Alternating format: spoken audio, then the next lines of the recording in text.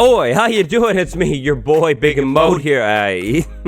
Still not used to those. Welcome back to another video, though, elites. How you doing? Last week's surprising, amazing Bedrock beta added what is, by name, the greatest mob of all time, the GOAT. If you haven't heard yet, the GOAT, it not only looks sweet, but it also has some really cool mechanics tied to it. Today, we're going to talk about those mechanics. Elites, today I've got 7 GOAT facts for you. Okay, enough with the emotes. If you enjoyed this video, hit that like button, subscribe, and remember that notification bell. Always. The notification bell. Always. I see you. Okay, maybe not, but notifications. I think the best place to start today's video is with the absolute basics about the GOAT.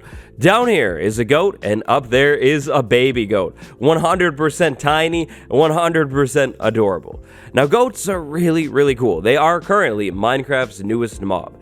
If you can remember, though, the GOAT is actually the result of us, or at least some of us, not actually me. Rewind things back to Minecon Live 2019, a much simpler time. At Minecon Live 2019, fans were given a choice between Chestboat and Mountaineer Mountains. Of course, unfortunately, the majority of people chose Snowier Snow. In short, remember Snowier Snow, Mountaineer Mountains, and Goatier Goats? Goats. That's how we got here. Currently, if you're looking for goats, you're gonna have to find the Extreme Hills biome because that is where they spawn, at least right now. This spawning area is only a placeholder. Eventually, the goats will live in the greater mountains. Maybe the coolest thing about the goat are its hops. Look at that right there. Goats will jump at random, and the jumps are really cool. It's kind of similar to the fox jump. Now finally, for our intro, goats can be put on leads, like most other mobs, and look at the speed right here. That goat, that is absolute speed right there. Can't be stopped. Pretty sweet.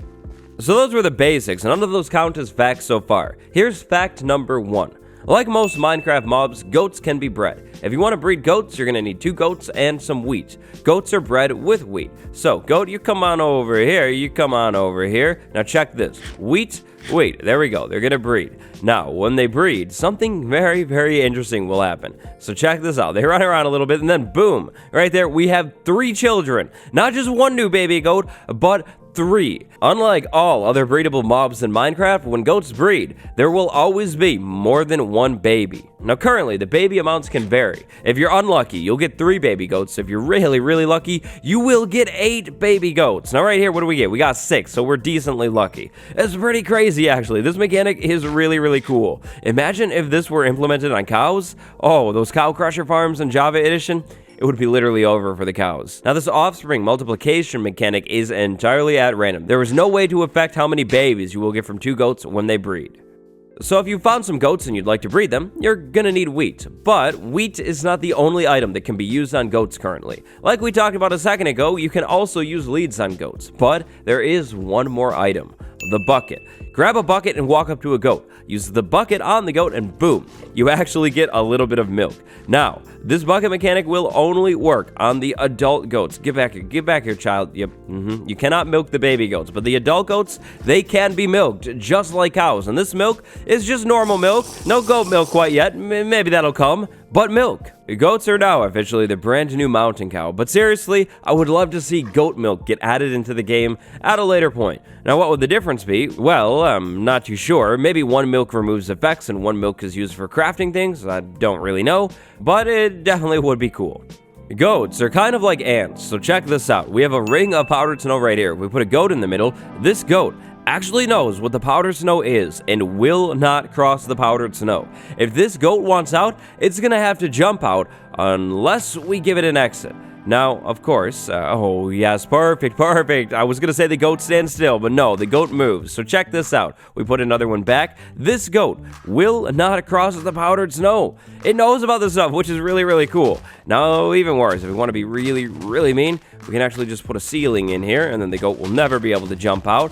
But I mean, why would you do that? So now, with the ceiling in here, this goat should be effectively trapped in here, unless it jumps, and yeah, okay, it still jumps over. Anyways, pretend it's trapped. Now check this. I have wheat right here. The goat wants the wheat, but I still can't lure the goat across the powdered snow. This is really interesting. No other mobs care about powdered snow like this quite yet. For example, the cow, some wheat, and the cow moves right across the powdered snow. Now, I'm very curious to see if all of the other mobs' AI will be updated later, because if it does, then the powdered snow block, at least if we can pick it up in survival, is going to become crazy useful for mob farms. But for now, when it comes to powdered snow, the goat is the only big brain here.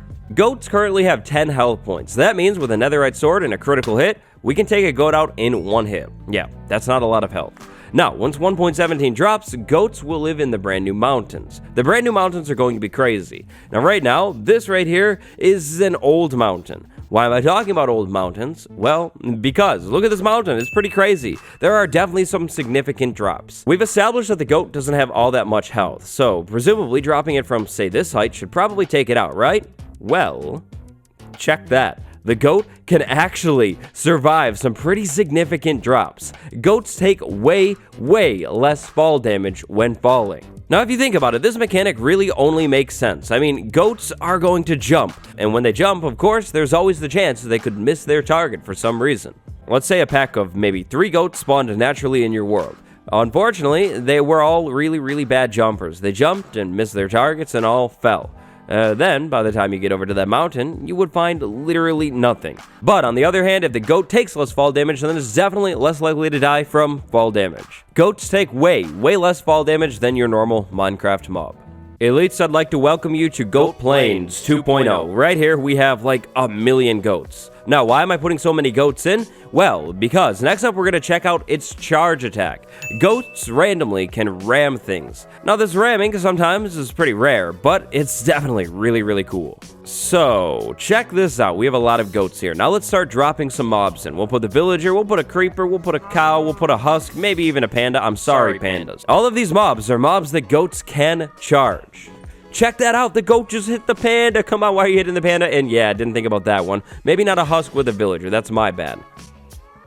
Oh boy, they hit the cow and the panda. This is vicious, and one of them hit a creeper. Yeah, they charge creepers too. Not very big brain of the goats, because if a goat charges a creeper, then the creeper is going to blow up. But yes, they will charge almost any mob in Minecraft. There are 2 things that goats will not charge. Thing number 1, the goat. They won't turn on each other. And thing number 2, the shulker. Goats will also not charge shulkers because, I mean, I guess. So the goat, this is just another block. A weird block that makes noise, but another block. So unfortunately for the villagers that may end up living near the goats accidentally, they are definitely in danger of the goat. Same with pandas, same with cows, same with hostile mobs, same with literally everything in Minecraft other than shulkers and other goats. Goats will also even sometimes decide to charge the player, so you are not safe from the goats. And that's a levitating ghost. Thanks, shulker. So how does all of this work? Well, you see, goats see entities. So if I were to place this armor stand down, that's technically an entity, which means a goat could actually theoretically charge at an armor stand too. Let's see if we can get any of them to do it. You check out the armor stand? Anybody? No, that's me. Okay. Anybody care about the armor stand? Oh, okay, you took out the villager. Come on. Alright, they don't seem to care about the armor stand right now, but just know, the goats, you see that? Yep, they'll attack armor stands too. Nothing is safe anymore. This charging mechanic is actually really cool because it affects pretty much everything in Minecraft, and it's obviously an entirely unique behavior. Now, this charging mechanic isn't only cool because, it's cool, but it's also pretty cool because of what it can get you. If a goat charges at a player and then misses, ends up hitting a block, it can actually drop a goat horn. Yep, that's right, goat ramming can actually result in loot. Now, I haven't really talked about it quite yet, but if you take out a goat, you are going to get nothing other than some experience. Killing goats the old-fashioned way isn't worth it. But if you can somehow get a goat to charge at, say, you, and then you move out of the way just in time, and the goat hits a block behind you, maybe a tree, then, hey, are you gonna do it? Are you gonna do it? Then maybe you'll get a horn. Please don't do it.